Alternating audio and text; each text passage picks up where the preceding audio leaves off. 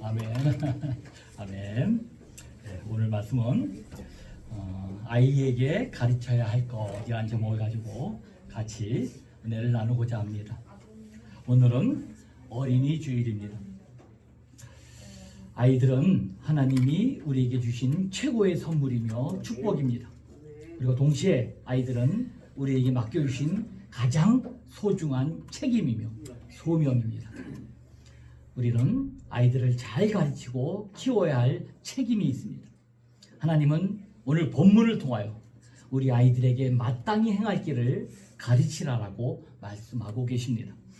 제가 봄신방을 쭉 다니면서 이 가정의 소원이 무엇이냐고 물어보면 한결같이 나오는 거 한 가지가 있습니다. 무엇일까요? 우리 건강이라고 그러시면서 우리 자녀들 그저 잘 되는 길이 소원입니다라고 공동적으로 나오는 게 바로 자녀들이 잘 되는 길이라고 소원을 내고 있습니다. 오늘 우리 하나님은 오늘 본문을 통하여 우리 자녀들이 잘 되는 길이 무엇인지를 분명하게 가르쳐주고 있습니다. 우리 아이들에게 마땅히 행할 길을 가르치라. 그것이 자녀가 잘 되는 길이라고 말씀하고 있습니다. 마땅히 행할 길을 자녀에게 가르치면 그것을 늙어도 그것을 떠나지 아니할 것이라고 말씀하고 있는 것입니다. 그렇다면 우리가 우리 아이들에게 마땅히 가르쳐야 할 것이 무엇일까요? 우리가 우리 아이들에게 마땅히 가르쳐야 할 것은 그것은 하나님의 법, 율법입니다. 하나님의 말씀이 삶의 법도이기 때문입니다. 우리는 아이들에게 하나님의 법을 가르쳐야만 하는 것입니다. 그것이 아이들이 가장 잘 되는 길이기 때문입니다. 오늘 본문에 어떤 율법사가 예수님에게 어떻게 해야 영생을 얻을 수 있느냐라고 질문을 합니다. 예수님께서는 그에게 율법을 지키라라고 대답해 주십니다. 다시 율법교사가 예수님에게 질문을 합니다. 그때 예수님은 그 율법사에게 하나님을 사랑하고 네 이웃을 내 몸처럼 사랑하는 것이 율법의 완성이라고 가르쳐 주십니다. 여기서 우리는 우리 아이들에게 가르쳐야 할 마땅한 것이 무엇인지를 찾을 수 있습니다. 그것은 하나님을 사랑하고 세상을 사랑하는 것입니다. 사탄은 우리를 파멸시키기 위해 유혹하였습니다. 그 유혹은 선악과를 따먹으라는 유혹이었습니다. 선악과를 따먹으면 내가 하나님이 될 수 있다라고 유혹합니다. 우리 인간은 사탄의 유혹에 넘어가서 선악과를 따먹고 범죄하였습니다. 그때부터 우리 인간의 목적은 하나님이 되지 않고 자기 자신이 되었습니다. 하나님이 우리의 하나님이 되지 않고 자기 자신의 하나님이 되었습니다. 삶의 방향이 바뀌게 된 것입니다. 삶의 방향과 목적이 하나님을 향할 때 우리 인간의 삶은 가장 아름답고 훌륭해집니다. 그러나 그 삶의 방향과 목적이 하나님이 아닌 자기 자신을 향할 때 인간은 타락하게 되고 세상은 지옥으로 변하게 되는 것입니다.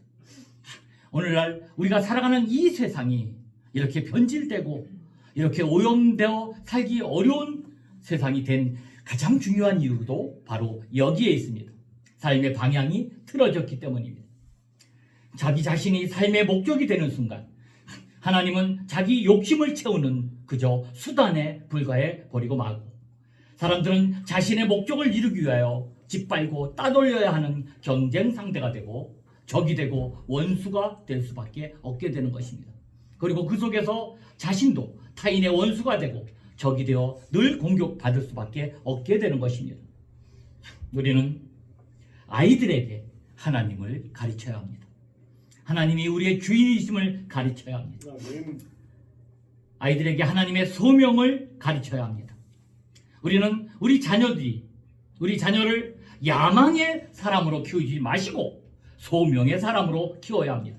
성경은 우리에게 먹든지 마시든지 무엇을 하든지 다 하나님의 영광을 위하여 하라라고 말씀하십니다.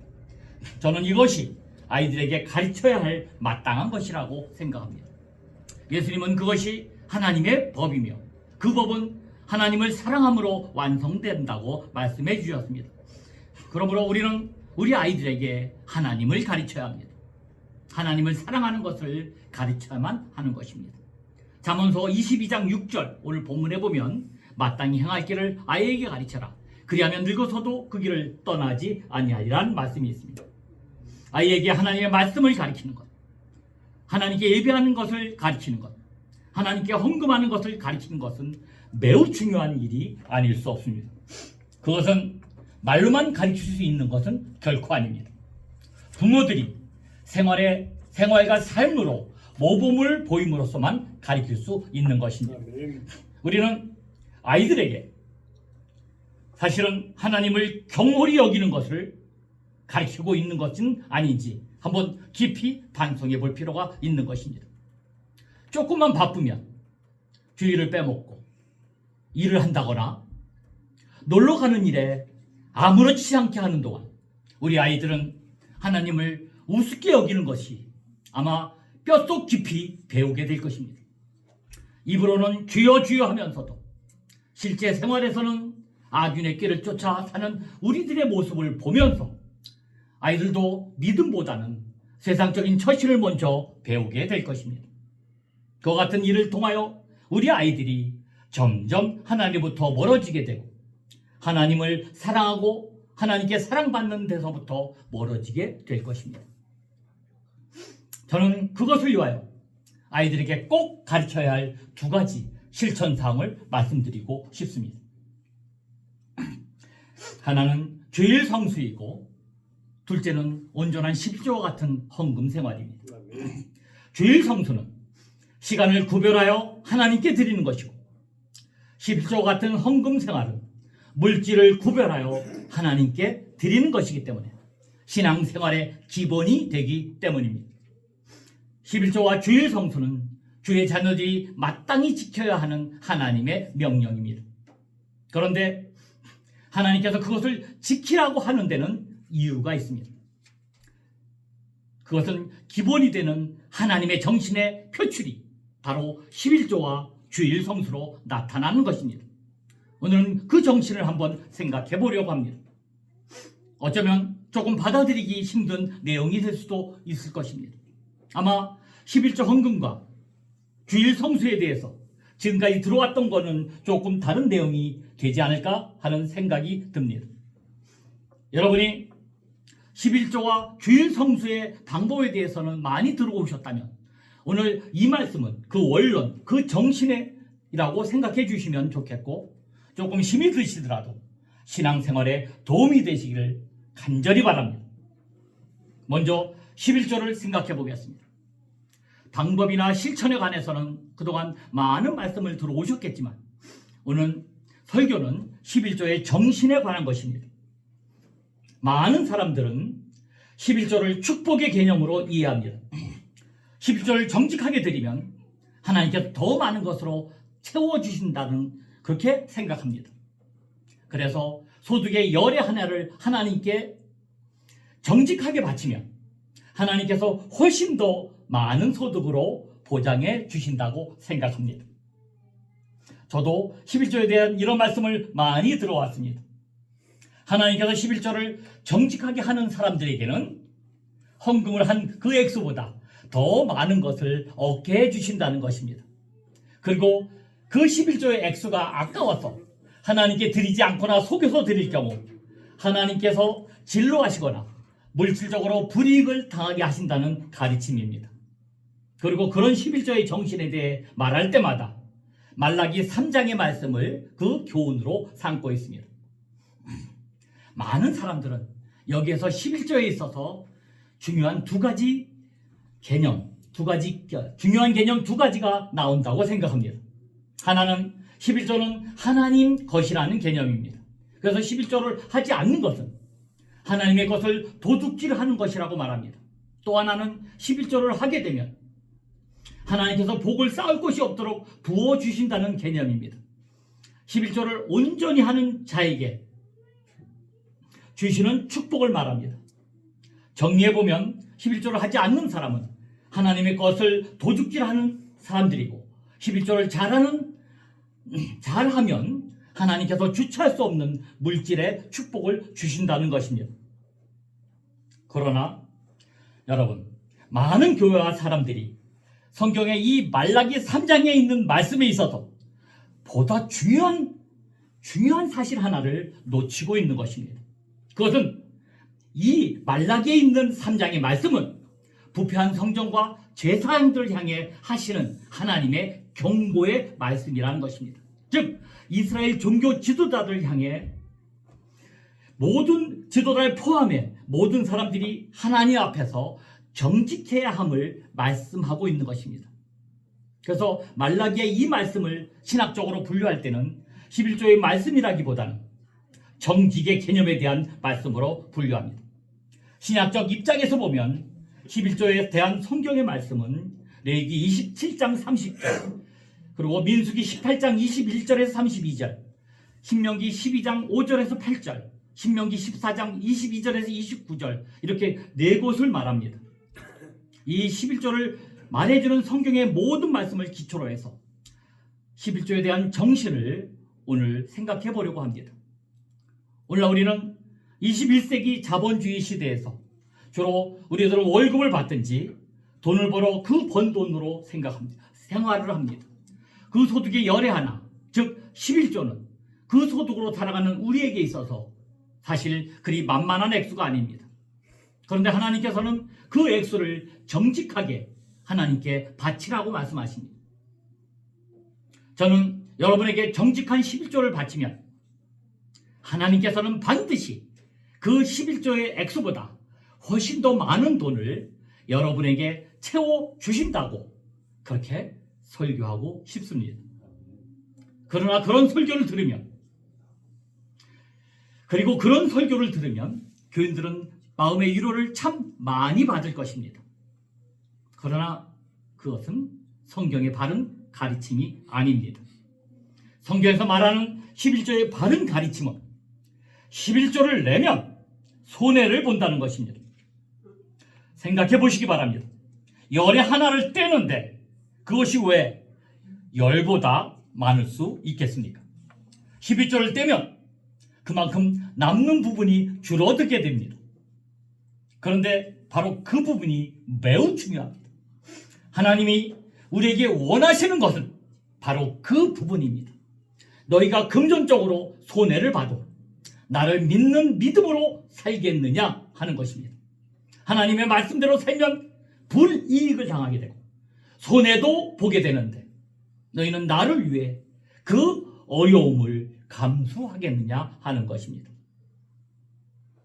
11조를 내면 더 많은 것을 주신다. 절대로 손해보지 않게 해주신다. 11조를 내지 않으면 나머지 열의 9도 다 가져가게 되신다. 여러분, 그런 가르침이 절대로 아닙니다. 그것은 그 다음의 문제입니다.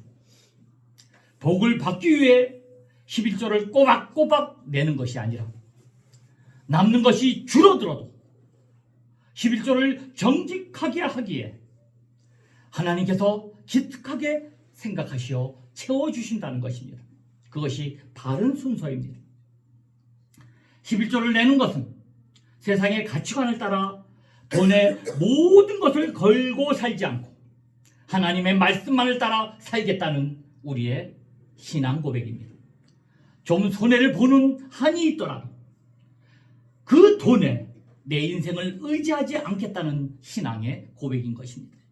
이런 고백을 하는 사람은 열의 9을 의지하지도 않고 열의 9가지도 하나님의 소유요, 그것까지 하나님이 주관하신다는 것을 강한 믿음을 가진 사람인 것입니다. 하나님은 바로 그런 신앙의 사람을 지금도 찾고 계시는 것입니다. 지금이야 아무런 고민이나 갈등 없이 저도 11조를 내고 있지만 저도 믿음이 약했을 때는 11조에 대해서 많이 갈등을 했습니다. 아니, 열의 하나를 떼어놓고 보면 참 많은 생각을 하게 됩니다. 이 돈이면 식구들하고 좋은 식당에 가서 꽤 좋은 외식도 한번 할 수 있고 아이들에게 좋은 옷도 한번 사줄 수도 있고 가까운 곳으로 여행도 한번 갈 수 있고 갖고 싶은 것 하나씩 구입할 수 있습니다. 또 저축을 하면 마음이 든든하고 어려울 때 그 돈으로 유용하게 쓸 수도 있을 것입니다. 어쨌든 열의 하나를 우리가 내 임의로 쓴다면 그것으로 인해 좀 더 재미있고 편안한 삶을 즐길 수도 있을 것입니다. 그러나 11조의 정신은 우리가 그딴 것으로 그런 것으로 삶을 풍요롭게 하지 않겠다는 것입니다. 우리의 삶을 풍요롭게 하는 것은 결코 돈이 아니고 하나님을 믿는 믿음이고 우리의 가족을 든든하게 보호해 주는 것은 돈이 아니요 바로 하나님의 보호하심이라는 믿음의 고백이 11조로 나타나는 것입니다. 우리는 회사에서 주는 월급을 받든지 장사를 해서 돈을 벌든지 농사를 지어 살아가든지 그 돈으로 살아가지만 그 회사를 흉하게도 하고 망하게도 하는 분은 하나님이십니다. 우리는 장사를 해서 그 번 돈으로 살아가지만 경제의 흐름을 주관하시는 분은 바로 하나님이신 분을 알고 있기 때문에 우리는 하나님을 의지하는 것입니다. 농사를 주관하시는 분은 하나님이심을 더욱 잘 알고 있습니다. 그래서 소득의 열의 하나가 비록 커 보이더라도 우리의 신앙과는 바꿀 수 없는 것입니다. 하나님의 능력과는 비교할 수 없는 지극히 보잘것없는 것입니다. 그래서 우리는 소득의 열의 하나뿐 아니라 소득 전체를 놓고도 내가 갖고 있는 모든 것을 놓고도 그것으로 사는 것이 아님을 고백할 수 있는 것입니다. 그래서 11조를 떼는 훈련이 된다면 우리는 물질을 의지하지 않는 생활을 할 수 있는 것입니다. 물질에 끌려다니지 않고 물질 때문에 울고 웃고 하지 않고 하나님만을 의지할 수 있게 되는 것입니다. 여러분, 11조의 정신이 무엇입니까? 왜 11조를 하자고 강조할까요? 부족한 교회의 예산을 채우기 위함일까요? 결코 아닙니다. 이 세상의 모든 돈이 다 하나님 것인데 하나님께서 무엇이 아쉬워서 돈을 요구하시겠습니까? 하나님께서 요구하시는 것은 그것이 아니라 하나님, 우리가 돈으로 살지 않겠습니다. 우리 가족이 돈의 보호하심에 모든 것을 걸지 않겠습니다. 우리 가족의 주인은 하나님이십니다. 내 인생을 인도하시는 분은 하나님이십니다. 우리 교회를 주관하시고 인도하시는 분은 오직 하나님 한 분뿐입니다. 그것을 고백하는 교인들의 모임이 되어야 합니다. 그것이 11조에 들어가 있는 정신인 것입니다. 그런 맥락에서 11조의 정신과 주일 성수의 정신은 같은 것입니다. 주일 성수라는 것은 일주일 중 하루를 구별하여 주님께 드리는 것입니다. 초대교회로부터 주님의 부활하신 날인 일요일을 예배의 날로 정하고 이 날을 주님께 드리고 있습니다. 주께 하루를 드린다는 개념은 주께 나와 예배한다는 것과 그날을 하나님을 생각하며 세상의 일을 끊고 경건하게 살아가는 것을 의미합니다. 그래서 직장을 쉬고 사업을 쉬며 교회 나와 하나님을 예배합니다.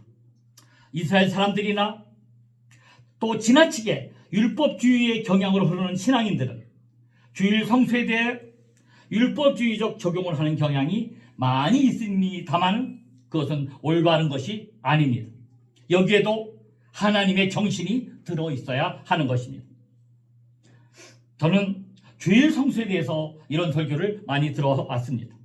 장사할 때 주일에 문을 닫으면 월요일에 이틀 분을 하나님이 팔게 해주셔서 손해를 보기는커녕 더 많이 돈을 벌게 해주신다는 내용의 말씀입니다. 똑같지는 않다 하더라도 비슷한 내용의 말씀을 많이 들어왔고 그때마다 맞아, 그렇게 살았더니 부자가 되었다는 집사님 권사님들의 소개를 곁들이는 것을 많이 들어왔습니다. 그러나 여러분, 주일 성수의 정신은 주일에 돈 버는 것을 쉬면 하나님께서 월요일에 더 많이 벌게 해주신다는 그런 것이 아닙니다. 물론 더 많이 벌 수도 있고 그렇지 않을 수도 있습니다. 주일을 철저히 지키면 나머지 6일을 통해 더 많은 돈을 벌게 해주신다는 개념이 아닙니다. 주일 성수의 가장 중요한 정신은 11조의 정신과도 같습니다. 그것은 주일을 성수를 하면 손해를 본다는 것입니다. 주일에 사업장 문을 닫으면, 주일에 일을 안 하면, 주일에 바이어를 만나지 않으면 여러분은 손해를 보게 되어 있습니다. 하나님께서 우리에게 요구하시는 것은 그럼에도 불구하고 문을 닫을 수 있느냐 하는 것입니다. 물론 손해를 보는 것이 사실인데 그럼에도 불구하고 하나님을 믿는 것 때문에 금전적 손해를 감수할 수 있느냐 하는 것입니다. 왜냐하면 사람은 돈으로 사는 것이 아니라 하나님의 인도하심으로 살기 때문입니다. 그 사실을 알고 있는 사람은 주일에 버는 수입을 포기할 수 있는 것입니다. 내가 그 돈으로 사는 것이 아니라 오직 하나님의 인도하심으로 삶을 풍요롭게 살 수 있기 때문입니다. 그런 사람에게는 주일에 벌 수 있는 돈보다 그 액수가 아무리 많다 할지라도 하나님께 나와 예배하는 것이 훨씬 더 소중한 것입니다. 하나님은 오늘 우리에게 그 고백을 듣고 싶어 하시는 것입니다. 그래서 11조와 주일 성수는 같은 개념인 것입니다. 하나님만을 의지하고 살겠다는 그런 정신이 들어있는 것입니다. 여러분 부탁드립니다. 11조와 주일 성수의 생활을 평생 꼭 하실 수 있기 바랍니다. 그러나 그 안에 율법주의적인 생각이 아닌 또 잘하면 더 큰 복을 주신다는 기복주의적인 생각도 아닌 그저 내가 사랑하는 하나님 때문에 손해를 보는 마음으로 하나님이 너무 좋아서 그리스도 예수가 너무 좋아서 성경대로 성경의 방법대로 사는 것이 너무 좋아서 세상의 물질은 좀 손해보더라도 그것으로 살지 않고 주님을 쫓아간다는 그 마음으로 그렇게 하실 수 있기를 바랍니다. 이 귀한 믿음을 여러분 이 귀한 믿음 자녀에게 가르칠 수 있기를 바랍니다. 늙어서도 오직 주님만을 의지하고 주님을 떠나지 아니함으로 늘 승리의 삶을 살게 하시는 여러분 모든 부모님이 되시기를 간절히 부탁드립니다. 요즘 다 아시다시피 경기가 너무 좋지 않습니다. 그래서 경제적으로 어려운 분들이 많이 계신 것을 알고 있습니다. 그분들에게 11조 생활을 말씀드리는 것은 참으로 어려운 일입니다. 억지로라도 11조를 내면 하나님께서 크게 보상해 주신다는 그런 기복주의적인 내용이라면 얼마든지 강조할 수 있을 것입니다. 그리고 그런 설교는 오히려 경제적으로 살아가는 어려운 분들에게 위로와 희망이 될 수 있을 것입니다. 그러나 지금껏 말씀드렸듯이 11조와 주일 성수는 사실은 손해의 의미가 더 큽니다. 그러나 그럼에도 불구하고 저는 분명 성경의 정신을 말씀드릴 수 있습니다. 정말 밥을 굶을 만큼 여러분 어려운 분들이 있다면 11조 하지 않아도 됩니다. 주일에 장사를 해야 먹고 산다면 장사를 해도 괜찮습니다. 저는 우리 하나님께서 밥을 굶을 만큼 어려운 자녀들이 11조를 내지 못해 마음 아파하는 것을 이해해 주시라고 생각합니다. 주일에 장사하지 않으면 당장 밥을 굶게 되는 사람들의 주일 장사를 이해해 주시라고 생각합니다. 저는 우리 하나님께서 어려운 사람들까지 11조를 강요하는 그런 옹졸한 분이 아니라고 생각합니다. 오히려 하나님께서는 주님의 자녀들이 밥 굶지 말고 한 끼라도 밥을 잘 먹고 힘을 내서 살아가기를 더 바라고 계실 것입니다. 저는 우리 하나님께서 그런 하나님이신 걸 굳게 믿습니다. 그런데 여러분 거꾸로 한번 생각해 보시기 바랍니다. 우리가 밥을 굶으면 얼마나 굶겠으며 일생을 살아가면서 그 어려운 순간은 또 얼마나 되겠습니까? 정말 힘들어서 밥을 굶을 때가 있다면 여러분 그때 한번 11조 한번 해보시기 바랍니다. 그때 한번 주일에 가게 문을 닫고 주님께 나와 예배 드려 보시기 바랍니다. 어차피 돈으로 사는 것이 아니라 밥 한 끼 먹어 사는 것도 아닌데 하나님을 더 의지합니다. 하나님을 더 사랑합니다. 날 살리는 분은 이 찌질한 돈이 아니라 하나님이십니다 하면서 그 신앙으로 밥 먹는 것 한 끼 먹는 것 대신에 헌금을 드리고 돈 버는 것 대신에 주일에 한번 나와 예배한다면 우리 하나님 얼마나 기뻐하실까요? 시편 127편 1절에 이런 말씀이 있습니다. 우리가 잘 아는 말씀입니다. 여호와께서 집을 세우지 아니하시면 집을 세우는 자의 수고가 헛되고 여호와께서 성을 지키지 아니하면 파수꾼의 깨어있음이 헛되도. 저는 믿고 있습니다. 우리 하나님께서 그 신앙으로 살아가는 자녀들을 절대로 버리지 아니하실 것입니다. 책임져 주실 것입니다. 하나님은 우리의 전부입니다. 우리가 갖고 있는 모든 것을 주신 분이고 모든 것을 주관하신 분입니다. 우리는 돈으로 살아가는 것이 아니라 세상의 가치관으로 살아가는 것이 아니라 하나님을 믿는 믿음으로 살아가는 것입니다. 그래서 아무리 중요한 일이 있어도 주일에 주님을 만나기 위해 예배당을 나오는 것이요. 우리 모든 소유가 다 하나님께서 왔다는 믿음의 표현으로 열의 하나를 하나님께 드리는 것입니다.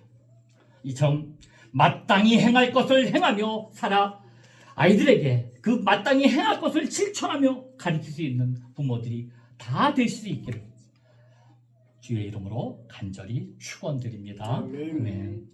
우리 이 시간 잠깐만 기도했으면 좋겠어요. 우리 자녀들을 위해서 다른